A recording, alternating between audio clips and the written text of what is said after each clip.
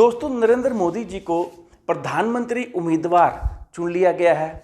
NDA के संसदीय board ने नरेंद्र मोदी जी को प्रधानमंत्री का उम्मीदवार चुन लिया है। लेकिन बीजेपी के संसदीय दल ने, बीजेपी के जो संसदीय बोर्ड ने अभी तक नहीं चुना है और प्रधानमंत्री इससे बच रहे हैं।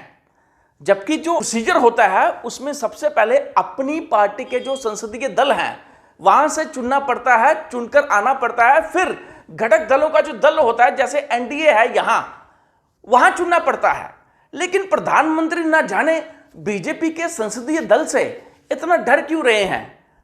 या तो बीजेपी खत्म हो चुकी है, उसको कोई वजूद नहीं रहा। जैसे पहले प्रधानमंत्री बोला करते थे मोदी मतलब बीजेपी।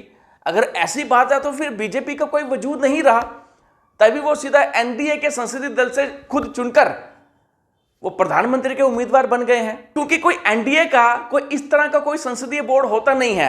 अगर सुब्रमण्यम स्वामी के अकॉर्डिंगली अगर उनकी माने तो ये इलीगल है।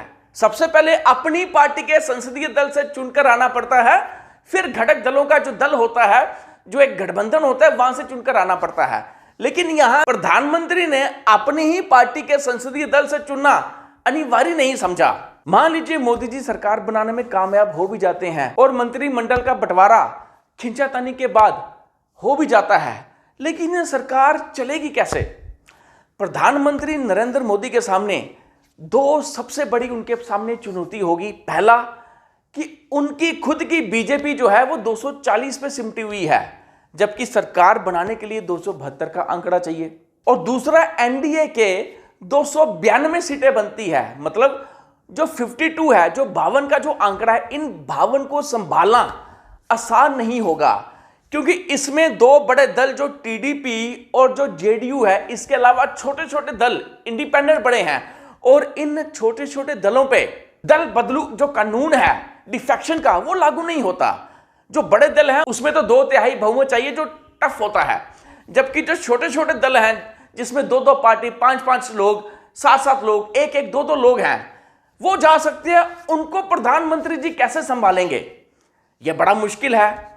और जो घटक दल हैं, बहुत महत्वपूर्ण जो मंत्रालय हैं वो ले जाएंगे। तो बीजेपी के जो 240 लोग हैं उनको प्रधानमंत्री जी क्या देंगे। और अंदर से सुनने को यह भी आ रहा है, और ये सब जानते भी हैं, बड़ी ज्यादा विद्रोह की आवाजें भी बीजेपी के भीतर से उठ रही हैं। क्योंकि इनको भी पता लग गया है जो प्रधानमंत्री का एक चेहरा होता है, जो क्रिस्मेटिक पर्सनैलिटी होती थी कि जिसके बलबूते वोट मिलते थे, सीटें आती थी, अब वो भी खत्म हो गई है। अब तो ऐसा रहा नहीं है कि मोदी जी ने बहुमत लाया 272 का, 240 पे सिमट गई पूरी की पूरी बीजेपी। अब यहां से विद्रोह की आवाजें भी उठेंगी। और सबसे महत्वपूर्ण बात, खुद वाराणसी में प्रधानमंत्री का जो एक मार्जिन रहा है वो 1.5 लाख वोटों का रहा है, जबकि बड़े ज्यादा लोग जो है बहुत ज्यादा मार्जिन से जीते हैं। खुद अमेठी में राहुल गांधी के जो ये लोग बोलते हैं पीए हैं या नौकर हैं या कुछ भी हैं, वो एक बहुत बड़े मार्जिन से जीते हैं। तो प्रधानमंत्री का जो विनिंग मार्जिन है वो बहुत ज्यादा है नहीं। और अगर मंत्री और सांसद में ठन जाती है, उनमें कोई विवाद होता है, तो प्रधानमंत्री के लिए ये जो 52 लोग हैं, 240 प्लस 52, इनको संभालना बड़ा मुश्किल होगा। क्योंकि अब ये लोग समझते हैं कि मंत्रालय इनके अकॉर्डिंग चलेंगे, क्योंकि मोदी जी इन पे डिपेंड है। मोदी जी मंत्रालय नहीं चलाएंगे, ये खुद मंत्रालय चलाएंगे और मोदी जी को इनकी सुननी पड़ेगी। और दोस्तों, सबसे बड़ी बात यह है कि मोदी जी बार बार अपने आप को जीता हुआ बता रहे हैं। मोदी जी अपनी हार मानने को तैयार ही नहीं है।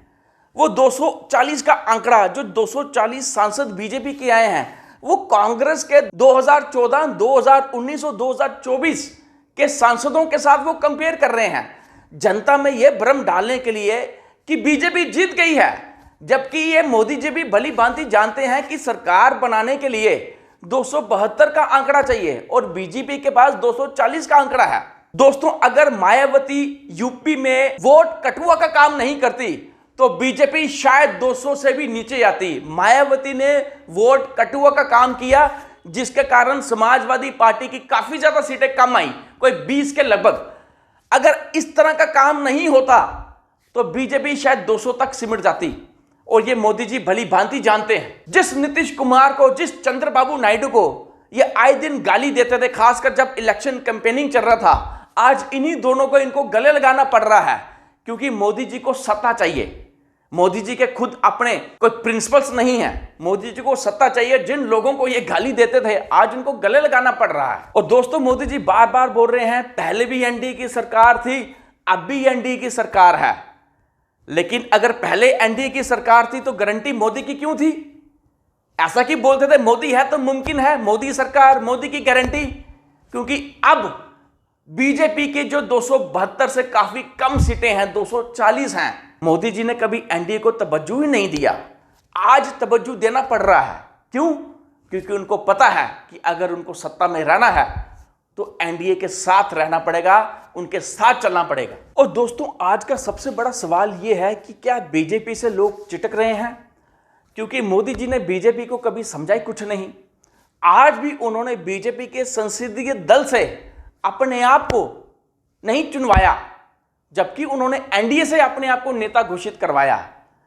क्योंकि यही बोला जाता था मोदी मतलब बीजेपी।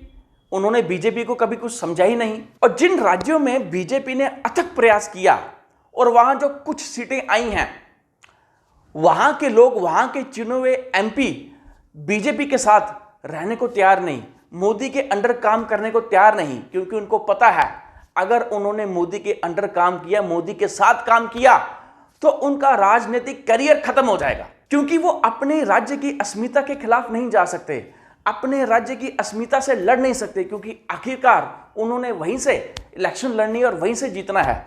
दोस्तों, ये बड़ी पुख्ता सोर्सेस से खबर आ रही है कि वेस्ट बंगाल में, पश्चिम बंगाल में बीजेपी के 3 एमपी टीएमसी के कांटेक्ट में है। क्योंकि इनको पता है इनके मुताबिक बीजेपी का वजूद पश्चिम बंगाल में खत्म हो गया है और बीजेपी के लिए बड़ी डिफिकल्टी, बड़ी मुश्किल है वहां रिवाइव हो पाना। और दोस्तों, सबसे बड़ी बात, मोदी ने जहां जहां रैली की तकरीबन 90% केसेस में बीजेपी को वहां हार का सामना करना पड़ा। क्योंकि अब लोग समझ चुके हैं कि मोदी का वो करिश्मा खत्म हो चुका, जो मोदी की गारंटी थी, जो वो करिश्मा था, वो खत्म हो चुका और मोदी पर से लोगों का विश्वास उठ चुका है। और ये जो एनडीए की सरकार बन रही है, हालांकि पता नहीं है बनती है या नहीं बनती है, अगर बन जाती है तो ये गठबंधन की सरकार होगी, ये मोदी की, बीजेपी की सरकार नहीं होगी। और यहां विपक्ष भी बहुत तगड़ा है, पहले जैसा विपक्ष नहीं है जो बाइकआउट, वॉकआउट भी कर जाता था तो मोदी घबराते नहीं थे, मोदी को कोई फर्क नहीं पड़ता था। ये बड़ा तगड़ा विपक्ष है और मोदी जी को बहुत बड़े बड़े और खतरनाक प्रश्नों का सामना करना पड़ेगा, जिसके शायद उत्तर मोदी जी ना दे पाए। और दोस्तों, आने वाले दिनों में मोदी की जो मुश्किल है वो कम होते दिख नहीं रही। आज के लिए इतना ही। आपका बहुत बहुत शुक्रिया।